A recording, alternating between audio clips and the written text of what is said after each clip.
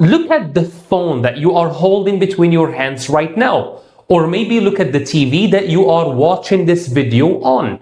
Maybe also look outside of your window at your car. There is a huge chance that the device that you are using, or part of it at least, has been made in South Korea. So the question that we are going to try and answer through today's story is, how did South Korea go from one of the poorest countries in the world to one of the biggest economies and the supplier of a lot of goods that we rely on a daily basis? This is WooEnglish.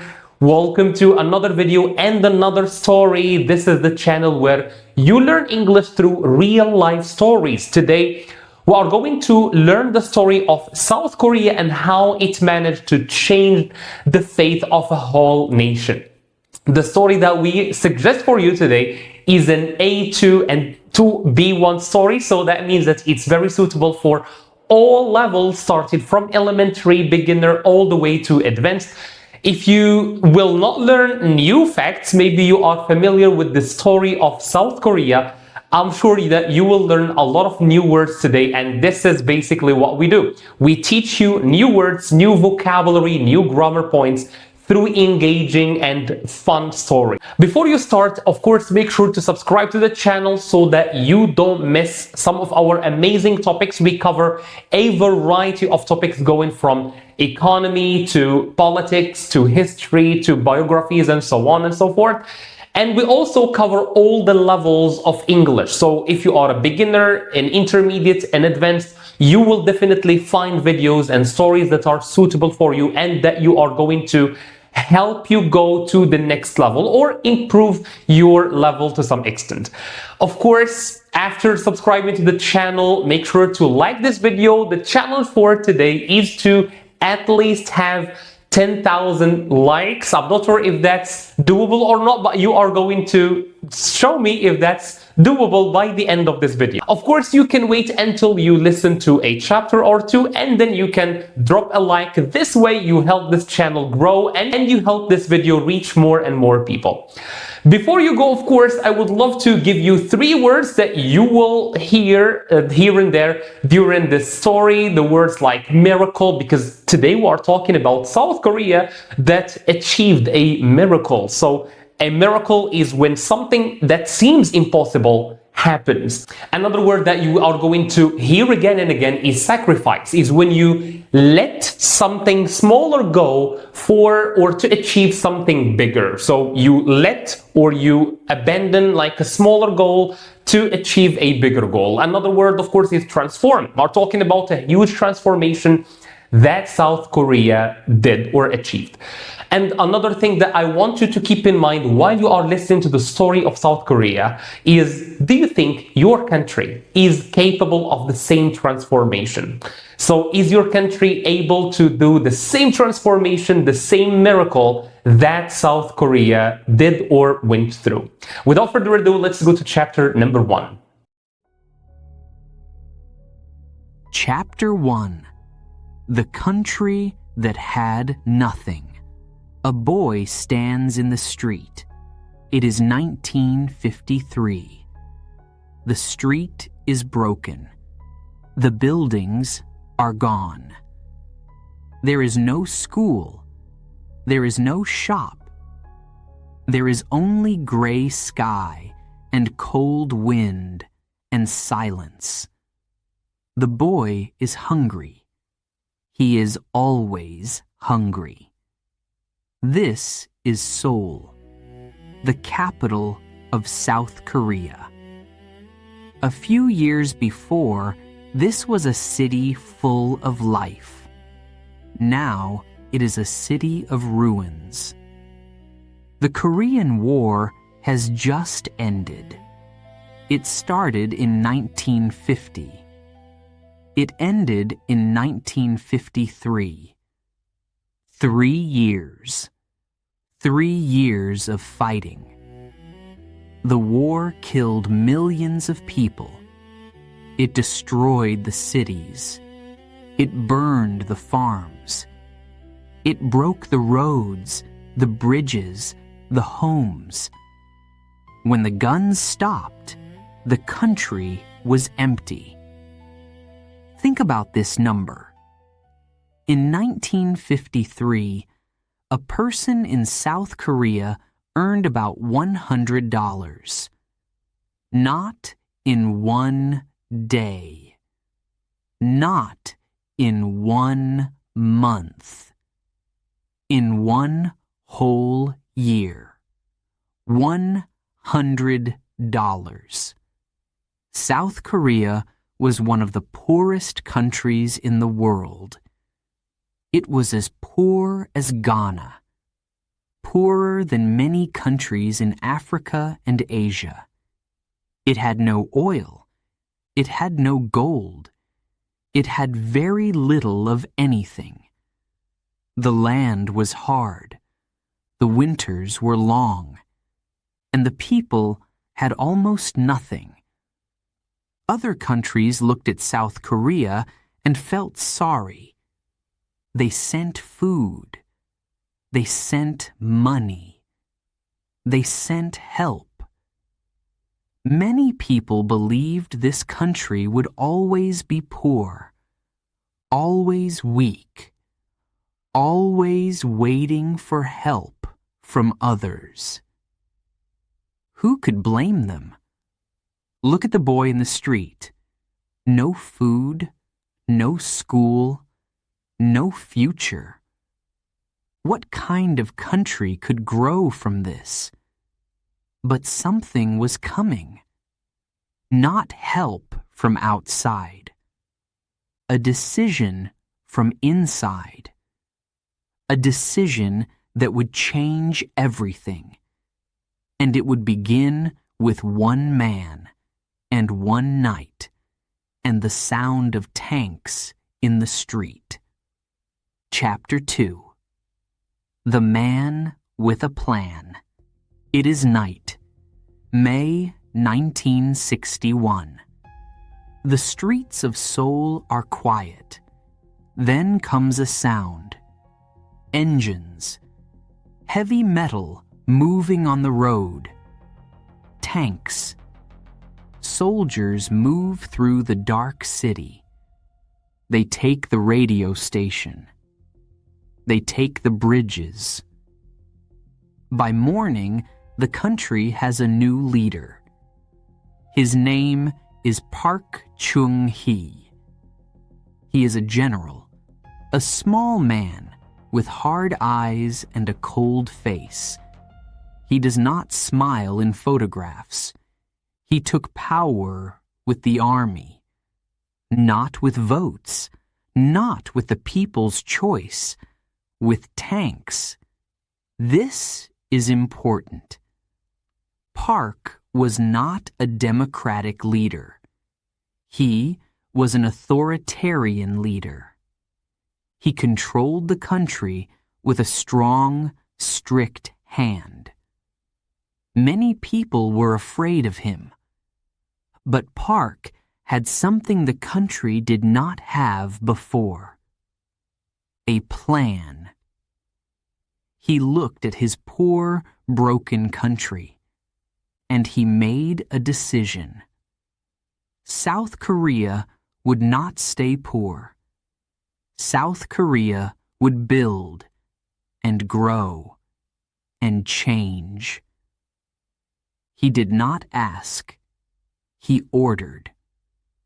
One of his first actions shocked everyone. He arrested the richest men in the country. 51 of them, the owners of the biggest companies. The charge was simple. You became rich in the wrong way.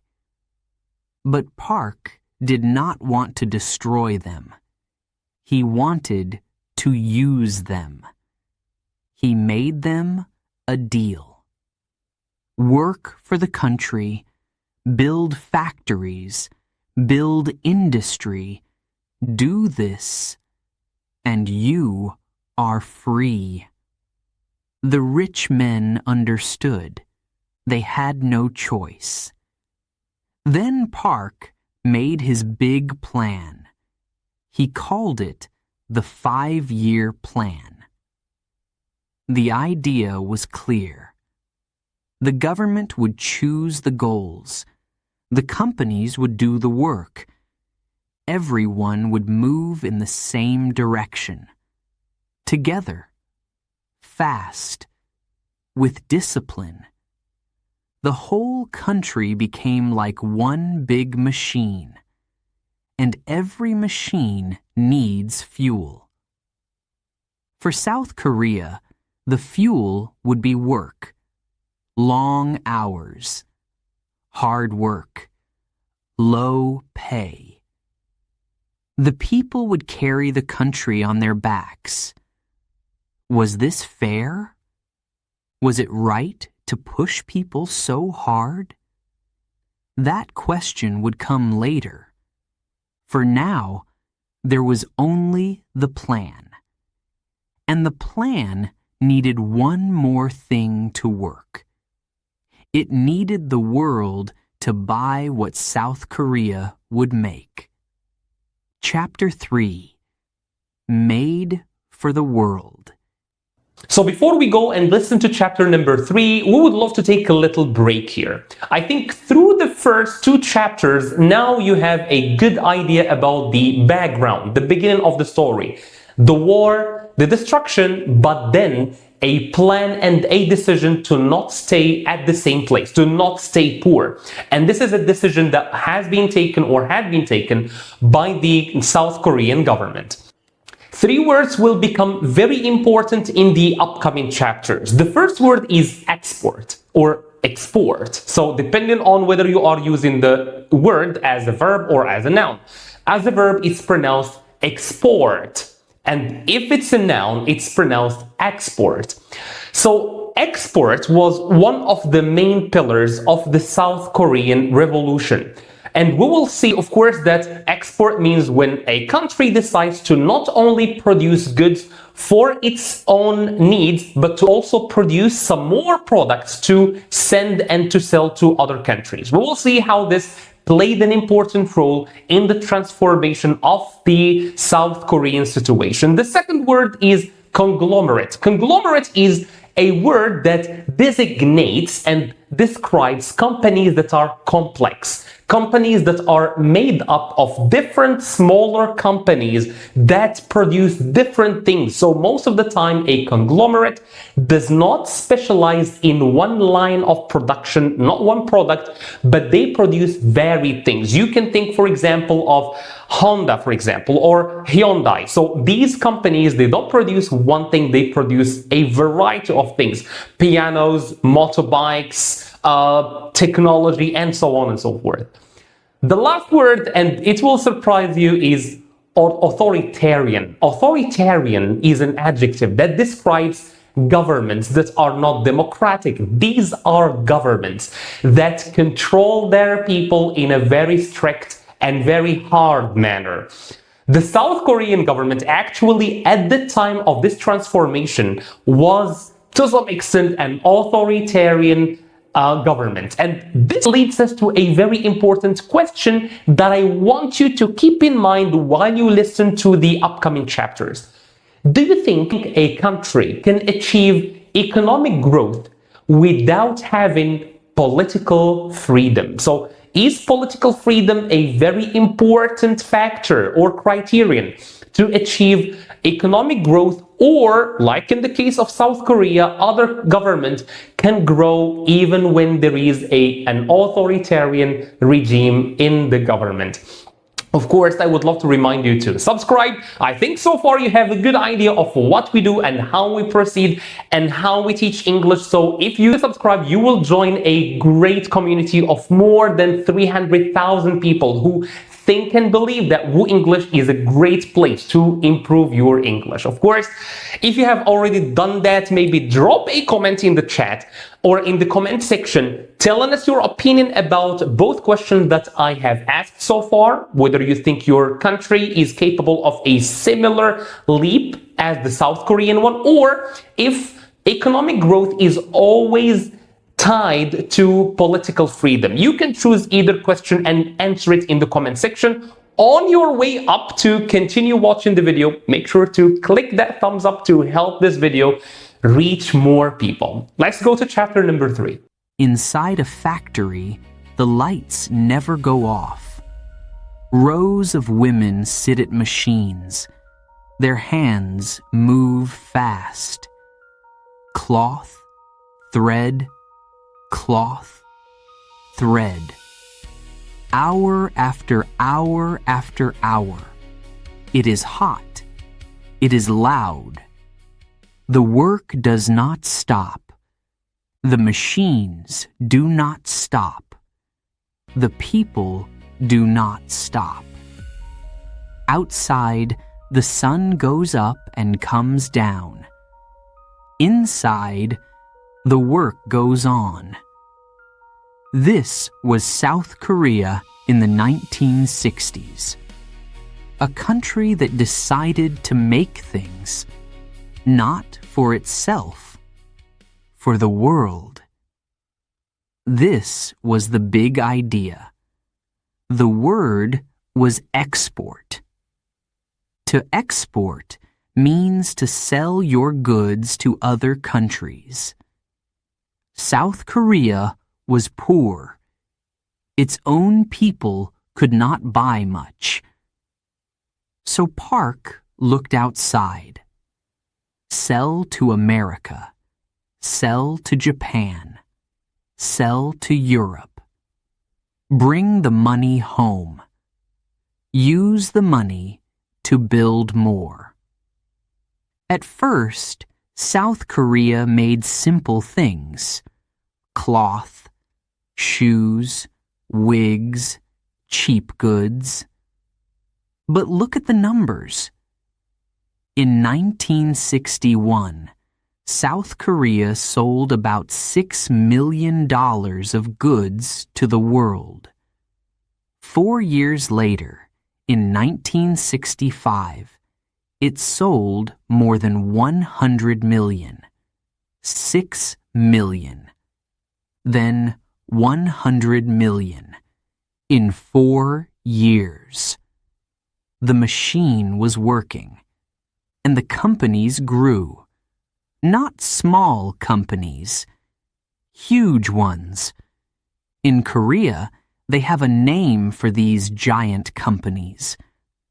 They call them chaebol. A chaebol is one very big company made of many smaller ones. You know their names today. Samsung, Hyundai, LG. The government helped them grow. It gave them money. It gave them loans. It protected them. In return, the chaebol did what the plan needed. Take Hyundai. In 1973, Hyundai built its first ship, its very first one. 10 years later, Hyundai was the biggest shipbuilder in the world. 10 years. From the first ship to the world's largest. The numbers went up. The factories grew. The ships left the ports full of Korean goods, heading to every part of the world. It looked like a miracle. But behind the numbers were people. Tired people. Poor people. The women in the factory. The men in the shipyard. They built this country with their hands, and they paid a price for it. What was that price? That is the part of the story nobody likes to tell. Chapter 4. The Price of the Miracle. A man walks home in the dark.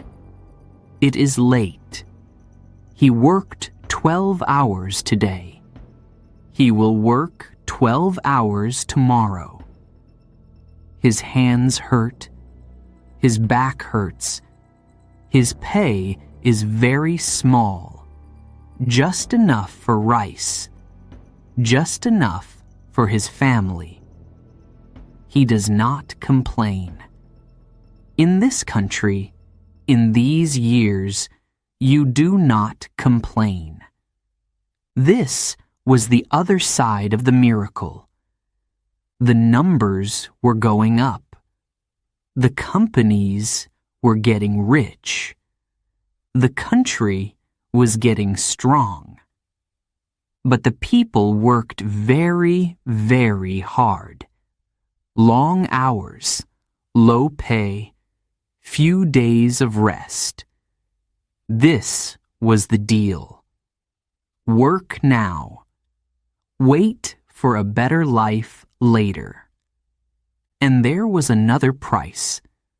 A price that was not about money. Under Park, the country was not free. There was no free voice. People could not say what they wanted about the government. Newspapers were controlled. People who spoke against Park could be arrested. Park said this was necessary. He said the country was too poor for freedom. First we build, he said. Freedom can come later. So here is the hard question. The question at the center of this whole story. Can a country grow rich without freedom? South Korea grew fast under a strict authoritarian leader. The plan worked. The money came. The factories rose. But the people gave up a lot. Long years of hard work, low pay, and their political freedom. Some people look at South Korea and say, this is the proof. A strong hand builds a strong country. Other people look at the same story and say, the people built this country, not the leader, and they paid too high a price. Who is right? This story does not give an easy answer. It only gives the facts. The growth was real. The price was real too. And the result? You are holding part of it in your hand right now. Chapter 5. From zero to everything. Look at your phone. Turn it over in your hand. Look at the screen, the metal, the small parts inside. There is a good chance that part of it was made in South Korea. Now, look around you. The television, the car in the street, the ship on the sea. Korea is there too. Quietly. Everywhere. This is the same country. The same country that had nothing in 1953. The broken streets, the empty farms, the hungry boy, $100 a year. And now, South Korea is one of the strongest economies on earth. It builds cars, ships, and phones for the whole world. It has some of the fastest internet anywhere. From one of the poorest countries in the world to one of the richest in about 30 years. Think about that. Not 100 years. Not 200 years. 30. One person could watch it all happen in a single lifetime. A child born in the ruins of 1953 could grow old in a country of glass towers and bright lights. So what was it? Was it a miracle? Something impossible that simply happened? Or was it a plan? A hard, strict plan, paid for by millions of tired hands. Maybe it was both. The plan was real. The work was real. The price was real. And the result is real. You can hold it in your hand. There is one last question. And this one is for you. Look at your own country. Could it do the same thing? And if it could, what would you be ready to give? A boy once stood in a broken street, cold, hungry, with nothing. Today, his country builds the world. And with this, we come to the end of the story of how South Korea went from one of the poorest countries in the world to one of the greatest economies in the world, actually in not 100 years, only 30 years. So through this journey, we learned a lot of facts about how South Korea came back from a destructive war and built its economy. And now it's not only providing its own population with goods and products, it's also providing almost the entire world with exports from its production. Another thing that we did along this journey is we learned a variety of vocabulary related to the story. One of the most important words, I think one of the most basics as well, is the word miracle. So do you think that the story of South Korea, this leap from a poor country to a rich economy, was a miracle? Or do you think it was the product of a lot of work done by millions and millions of people?